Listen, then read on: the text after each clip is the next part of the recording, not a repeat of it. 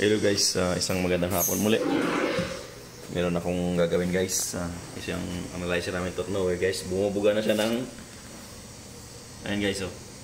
Bumubuga na siya ng may kalawang na ano guys. So sira na yung pneumatic valve niya guys, yung sumusuka na siya eh. So may leak na yung diaphragm valve niyan. So yung diaphragm niya, so kailangan ko nang palitan. So yun guys, so palitan na lang ngayon. Ang ipapalit ko lang pala guys, ganito lang ipapalit ko dyan. So meron akong ipapalit. So ganito. So sa isang makina namin to, pero pwede rin kasi pares lang naman sila ng pressure. So 4 to 10 bar. Ito 4 to 10 bar to guys. So wala kasi akong tulad ng ganyan. So ito yung papalit ko. Kasi sumusuka na siya. Grabe na ang ano niya guys. So yun guys, isasarado ko muna natin yung pinatay ko na to guys kanina umaga kasi sumisipol siya. So ang gagawin ko is sasarado ko muna yung tubig. So sasara ko muna yung tubig guys para walang tubig na pumapasok. So ayun yung tubig ko, supply. So patayin lang natin. Pinatay ko na. So ayun yung babaklasin ko. So ayun yung gagawin natin guys, babaklasin natin yan. Oh, dito natin ilagay ang ating camera. So yan. So ang pagbaklas nito guys, sa kabilang side ako magtatanggal kasi nga yung coupling niya sa kabila. So bubuksan ko doon.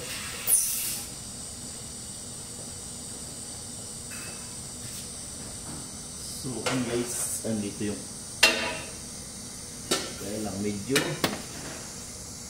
mahaba guys.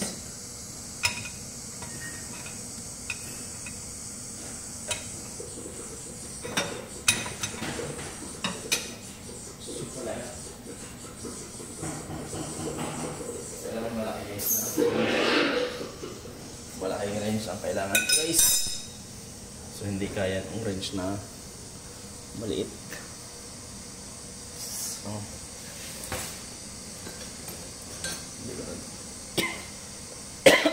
30 lang pala yung dala ko. So hindi sa kasya.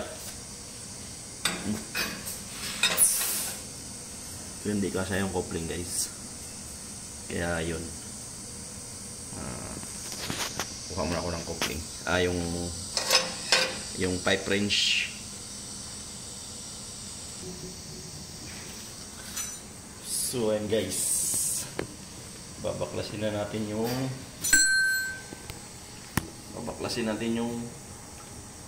guys pipe. Oh, ang hirap. So ang gagawin ko guys, dito ko siya babaklasin. Dito ko na lang siya babaklasin para hindi ako mahirapan. Hindi rin kasya.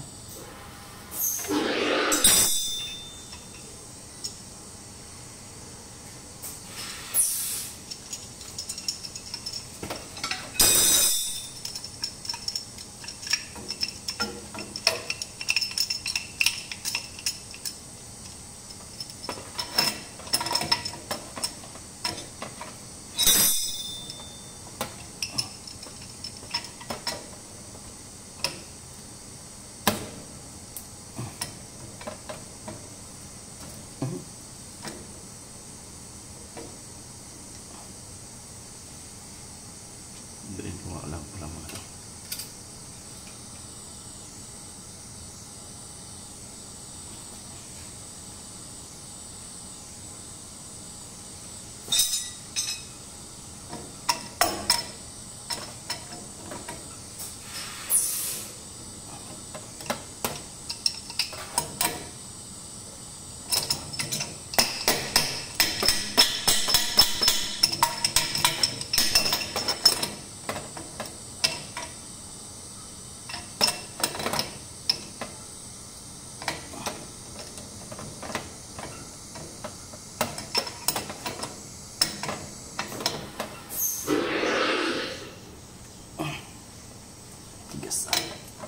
Super hard guys.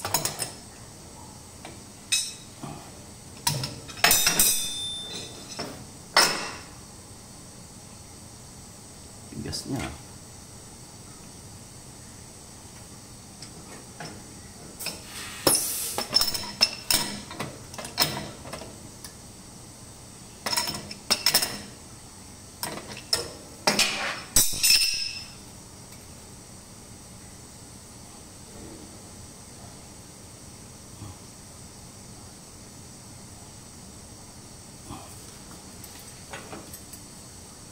Wow.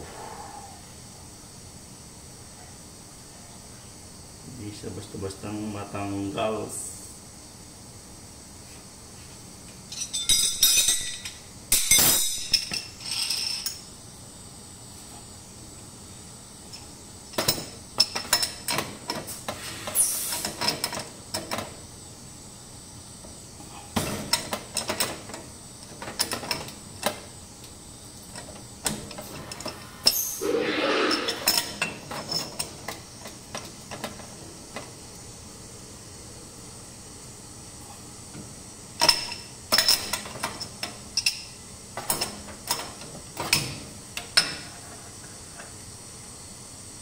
Tibay guys, matibay siya. Ang hirap tanggalin. Grabe. Ang hirap baklasin. Hirap to baklasin ah. Ayan guys, after kong natanggal yung guys, yung pinaka mga pipe niya. So hindi ko na pinakita yung pagtanggal kasi nahirapan ako magtanggal kasi hindi ko maayos pagka hindi ko matanggal-tanggal ng maayos. So yung ginawa ko pala guys, tinanggal ko yung cover dito. Ayan, tinanggal ko yung cover para maalis ko lang yung yung ito. So ito yung luma guys, oh. Ito yung kinakalawang na. So ito yun, oh. Dito lumalabas yung parang kalawang na na yan, yung parang ganyan, oh. Ayan, dumi-dumi, oh. So yan na yung tinanggal ko guys. So ito yung ipapalit ko. Ayan guys. So yan ipapalit ko sa ay nakakabit na, kinabit ko na yung pinaka-coupling niya. Ayan. So pati yung connector ng hose niya. So i-install ko na lang siya guys. So lilinisin ko muna guys bago ko siya i-install kasi ang dumi yun. So tanggalin ko muna yung mga kalakalawang. Kasi pag na-install mo na yan guys tapos saka mo lilinisin, mahirapan ka na kasi nakahambalang na yung kanyang mga pipe. So lalo na ito guys, so ihambalang na tong pipe na to. So ito yung guys. So ito yung kakabit ko ulit dito. So nahirapan ako magtanggal. So guys, dito ako nahirapan magtanggal ng coupling na to guys, oh. Kasi yung coupling kasi na guys, makita mo, ayun, kinalawang kasi hindi ko na hindi ko na talaga sa maikot yung pinaka niya guys, ayun. So dumikit na siya kahit anong ikot ko siya. Sumasama na lang tong dito hanggang sa bumilog na nga to guys, oh. Ang problema ko, bumilog na sa kapit kaya hindi ko talaga matanggal. Ginawa ko, pinutol ko na lang. Pinutol ko na sa guys, yung last resource option. So pinutol ko siya. So ito, yan, pinutol ko siya. So ito guys, pinalitan ko ng bago. Meron naman akong bagong ng adapter. Adapter lang naman to guys. So yung coupling meron din akong bago. Ayun, pinalitan ko ng bagong coupling yun. So ang ginawa ko guys, para hindi ko na siya ni-reverse ko na yung pagkakabit ng coupling. So kasi nahirapan ako dito guys kasi nakapasok to dito. So hindi ko siya makapitan kahit tinanggal ko na yung cover niya dito. So mahirap pa rin siyang tanggalin, pati yung ito tinanggal ko na rin. So dahil kinalawang nga siya, hindi ko nga sa maikot yung coupling. Ito problema guys sa mga coupling pag kinakalawang. Dahil hindi mo talaga sa maikot. Hanggang sa dito ko na sa mismo tinanggal siya. Ito mismo, dito ko na tinanggal mismo. So yun na yung lalagyan ko ngayon ng papalitan ko siya ng coupling. So ito na yung papalit ko guys, ito. Ayan. So pag ito na ikakabit ko, tatanggalin ko na yan bago ko ikabit yung guys yung pinaka niya, yung regulitan niya. So yung pinaka tag nito, yung pinaka niya, yung pinaka pipe. So ayan guys, so ito ikakabit ko siya dito. So lagyan ko lang siya ng grasa, lagyan ko lang siya ng guys ng silicone, yung red yung kasi siya mainit, high temp.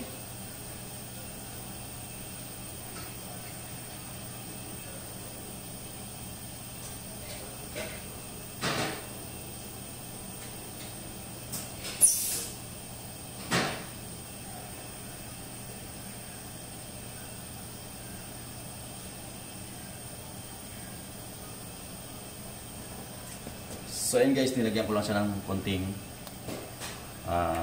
red silicone. So yan, kabit ko na yan dito. O ayan.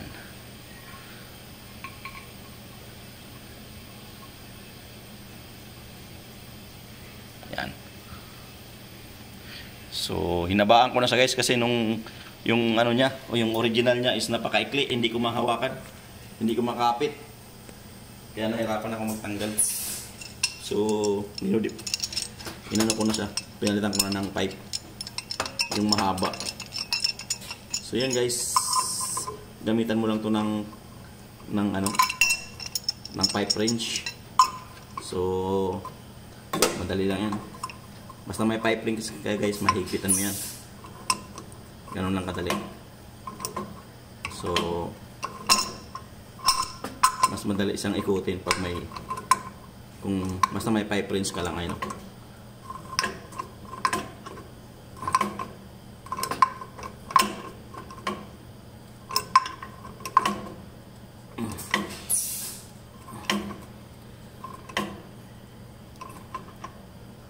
Basta mga dito guys, sa mga pipe, pwede kang mag-modify ng ano, pwede mo siyang, kasi masyadong yung manufacturing ano niya, masyadong mahirap sa repair. So mahirap i-access. So kailangan mo siyang i-modify talaga. Yan. So yan guys, okay na siya. So mahaba na siya. So ilalagay ko na yung cover. So lagay ko muna yung screw ko muna yung cover guys.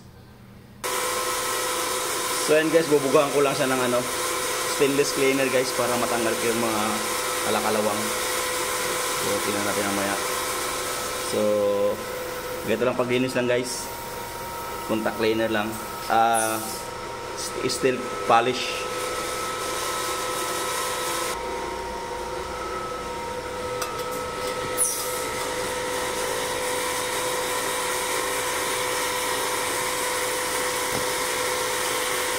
So ngayon guys, ikakabit ko na itong aking pipe.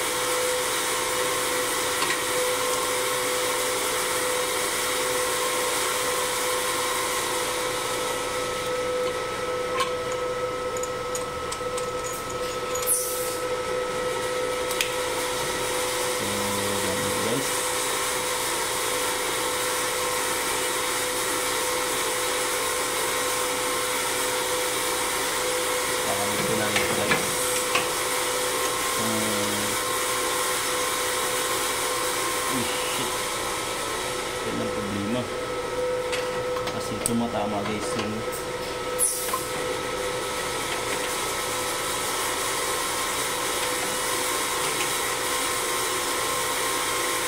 ganun ko na lang guys para hindi siya kasama sa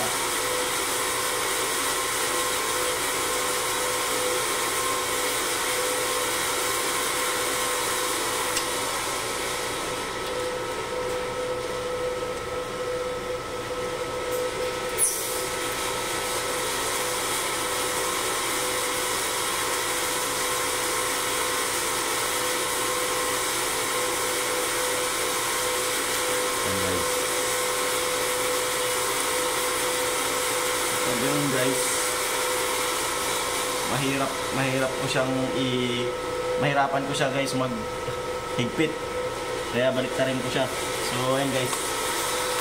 Pag ganyan ang ano mo guys, pag lagay ng ganyan ang pagkalagay ko ng ano, mahirapan akong mag-tight nung ano, ng coupling. So hindi ko siya ma-tight ng maayos. So baliktarin ko siya. So ayan guys, naikabit ko na. Ayan. Cover ko na rin. Ayan. Naikabit ko na rin to. Naikabit ko na rin yung pipe guys. Yung hose ng tubig dito. Okay na rin yan. Naikabit ko na rin to. Ayan. So ikakabit ko na lang yung pipe dito guys na isa. Ito. Connection na tinanggal ko nung bago ko siya tanggalin yung pipe. So tanggalin ko lang guys. So yun yung tanggalin ko. Nakabit ko ulit. So ayun guys, ipitan ko na lang to.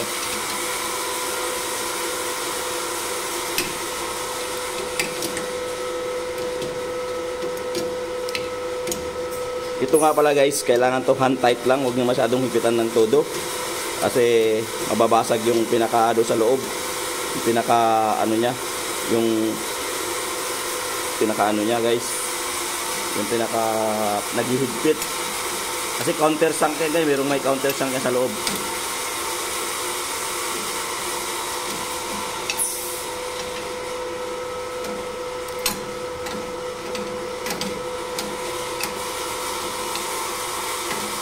So ito lang ang problema guys, pag ito yung mga ginagawa mo sa ano, medyo kumakain ng mahabang oras pag mga ganitong problema.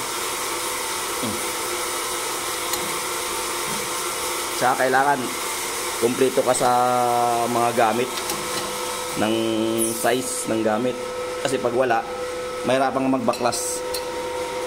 So ayun na guys, naikabit ko na rin sa wakas. So ngayon ititest natin kung may leak. So gagawin natin, bubuksan ko itong pipe kasi sinarado ko ito guys. Ito bubuksan ko.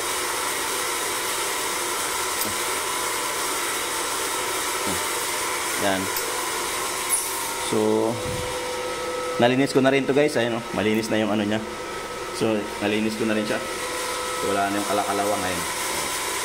So maganda yung may stainless steel kaya guys, para maganda yung pagkaka ano nyo, malinis. Ayan.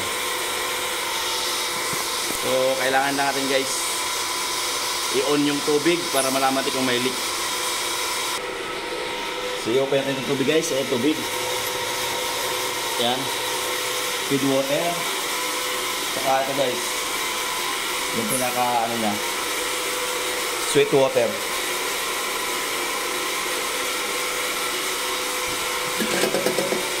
Ayan, naubos yung tubig niya. So, nagpipid na.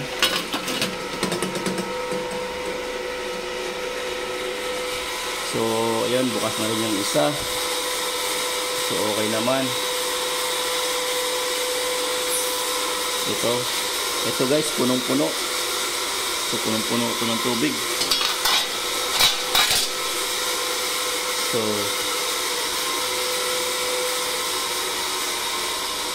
okay na. Wala naman siyang leak guys. Binuksan ko yung tubig, walang leak. So, okay na siya. Ayun, walang leak ang tubig. Ito kasi dito feeding water kasi ito guys. Ito. Dito papasok yung tubig.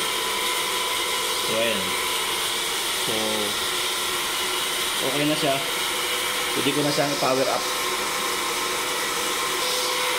So, ayan guys. Power up ko na siya para magkalaman kung may leak ba. Bismillah. Ayan. Ayan, nagpa-pump yung water. Umaandar yung pump. So, umaandar yung tubig guys. So, okay naman siya. Ayan. Napapasok ng tubig. Ayan, nakabukas. So, ibig sabihin, napasok yung tubig. So, okay na siya guys. So, wala na siyang tubig na lumalabas dyan. Oh. Ayan, oh. So, naka-open siya. So, ito guys, matibay yung ganong matibay yung ganang pneumatic valve kasi ito. Ito guys, sandali lang oh. 4 years lang siya guys. Sibak na agad yung ano niya oh. Pneumatic valve. Ito, matibay ito, Germany. Ipapalit ko. Yan. So, nagpapasok ang tubig guys yan sa pinakaano niyan. So, ayun oh, wala naman siyang leak. Ayun guys, wala siyang leak. Ayan, nakapasok yung tubig. So, wala siyang leak. Okay na siya guys. Ayan, nakapasok ng tubig.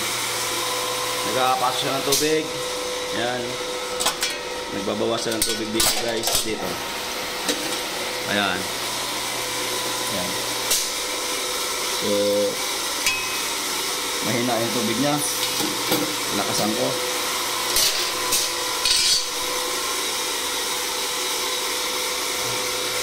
Ayan. So, ayun, nagpapasok siya ng tubig doon sa chamber.